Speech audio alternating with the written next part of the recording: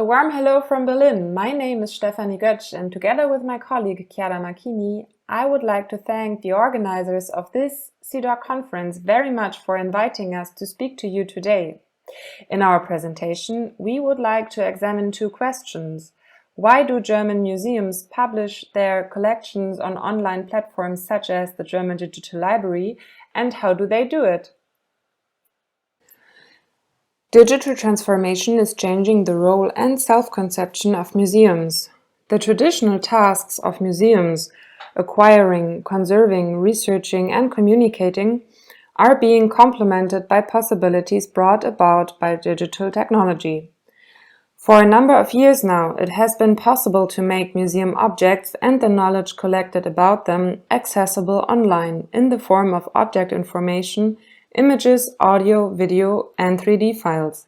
In recent months, the effects of the corona pandemic have shown how important it is for museums to be present on the internet. In addition to a wide range of offers on social media, the internet offers museums various possibilities of alternative presentations for their collections, be it on their own museum websites or on online portals. On this slide, we see the participation of German museums in online portals. From 2008 to 2018, there has been a slight increase in the number of museums participating in online portals. The German Digital Library, in German Deutsche Digitale Bibliothek, short DDB, is Germany's central access point for digitized cultural heritage objects. The cross-disciplinary online portal maintains several domain-specific expert desks which can respond to the specific requirements of the data partners in a targeted manner. The Institute for Museum Research, part of the Berlin State Museums, has been home to the DDB Museum Desk since 2013.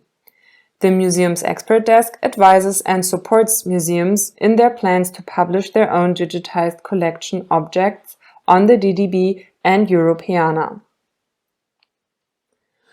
Which aims do museums pursue when digitizing their collections and publishing them in online catalogs and portals such as the DDB and Europeana? How can the DDB's Museum's Expert Desk help museums achieve these aims? In our presentation, we wish to examine these questions based on our conversations with current and future data partners of the DDB. We will begin our presentation by providing an overview of the DDB's current services for museums. The German Digital Library was founded as a collaborative project of Germany's federal, state, and local governments. The DDB is supported by a competence network of 14 cultural and research institutions. The DDB is Germany's national aggregator or collecting and mediating service for the European culture portal Europeana.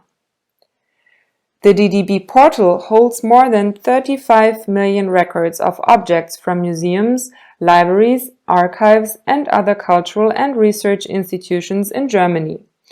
Archival records, books, paintings, audio files, sculptures, films, and much more can be found using a refined search. More than 200 museums already publish a total of 1.4 million objects in the DDB. It is the declared aim of the DDB to offer any interested person access to the cultural and scientific heritage that is held in Germany's cultural institutions via the online portal. The various holdings of the participating institutions are connected with each other and contextualized semantically. If cultural data is enriched with authority files from Germany's Gemeinsame Normdatei, short GND, these can be used to form nodes in the DDB portal. Objects from different cultural heritage institutions can be linked together and searched in a structured way by a person or institution-related search. In addition to the numerous services related to the search portal, the DDB supports cultural heritage institutions in their plans to curate their own virtual exhibitions. With the exhibition tool DDB Studio, Launched at the end of 2019, the DDB offers its data partners a service which enables them to curate object information and digital reproductions such as images, audio or video files, as well as 3D objects, and combine them into a narrative. The documentation of collection holdings is a core task of museums. Documenting and publishing are closely connected activities. In the Standards for Museums, published jointly by the German Museums Association and ICOM Germany, the authors argue that research, for which in the museum context documentation provides the basis, entails publishing the results that have been obtained. Besides journals, books, and electronic media, the Scientific Collection Catalog is named as a possible publishing outlet. As a result of digital transformation, cataloging in museums is increasingly carried out by digital means. Digital cataloging can fulfill the requirement of access to information from museum staff as well as the aim of making this information available to the public. It is more effective at achieving these than more traditional forms of inventorying and cataloging. Importantly, the digitization of object data and representations of the object makes it possible to publish the resulting information online, on the museum's own website as well as in online portals. Portals can have a regional, national, sector-specific and subject focus. They can also have a comprehensive approach, independent of sector or discipline, and indeed they can be international. They offer access points for research and can tie together information that had previously been scattered across separate digitization islands. We borrow this concept from the authors of the Handbook of Culture Portals, which was published in 2015. Here you can see a juxtaposition of the DDB and Europeana homepages. The Europeana website was relaunched this year, and the DDB website will be relaunched in 2021. My colleague Chiara Marchini and I, as the DDB's Museum's expert desk, were keen to find out what motivates our data partners to publish their digital object information online and, more specifically, in portals such as the DDB and Europeana. One of the main reasons for digital cataloging is frequently museums' legal obligation to take stock of their inventory. Moreover, all our interview partners mentioned that simplifying workflows inside the museum was an important motivation for digitizing their collections. Digital cataloging provides the basis for several work procedures. In mid-sized to large-scale museums with several departments, besides collection curators, ideally also registrars, administrative staff, and staff working in press and public relations are able to work with the same data pool, with different rights if necessary. In small museums with small teams, the collection database can also serve as a starting point for a wide range of tasks, from collection management to education and online communication, as well as marketing. Meanwhile, a key motivation for publishing object information online is to make one's collections available to the public and thus fulfill one's core tasks as a museum. With this aim in mind, publishing museum objects online can help overcome limitations relating to geographical accessibility, as well as spatial limitations, or limitations relating to opening hours, or, as has become especially relevant during the corona pandemic, indeed closures faced by museums. Further, museums we spoke to mentioned the wish to connect with the international research community, which motivates their aim to participate in online portals such as Europeana. The switch from traditional to digital cataloging brings several challenges with it. We asked our data partners which steps they have taken in order to digitize and subsequently publish their collection catalogs. To digitize and subsequently publish their collection objects. At the Hygiene Museum in Dresden, with funding from the Federal Ministry of Education and Research, standards for the further digital cataloging of the collection holdings were developed as part of the digitization project, which tackled the photographic collection Transparent Figures. In order to answer questions relating to image format and licensing, staff at the Hygiene Museum researched the existing literature and handbooks and entered into a conversation with other museums, such as the Staatliche Kunstsammlungen Dresden. The digital cataloging and digitization of the collection's holdings frequently can only be achieved through externally funded projects. Berlin's Digitization Research and Competence Center, DIGIS, supports Berlin institutions in carrying out important digitization projects. With funding and guidance from DIGIS, by the way, the money comes from the Bundesland Berlin, the Berlinische Galerie was able to digitize the artist Hannah Höchst's address book and publish the resulting information and representations on the museum's own website, as well as on the DDB. Due to financial constraints, many museums struggle to purchase a cataloging software and indeed get by with common database systems or simply spreadsheets. However, these solutions often do not reach beyond the boundaries of their own museum, as for example, they may not support integrating authority files. In order to present their own holdings online, many museums consider it essential to work together with municipal, regional, national, or subject-specific museum platforms such as Dekult, Digikult, the Bild Index, or, as you can see on the slide, Museum Digitale. Besides offering databases and publishing platforms, these organizations and projects act as aggregators for the DDB and take on a variety of tasks on behalf of museums that wish to participate in the DDB. In order to participate in the DDB, a museum needs to already have published its objects online.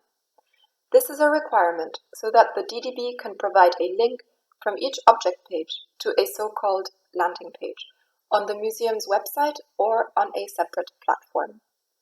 Aggregators can support museums by providing an intermediary online presentation of the objects.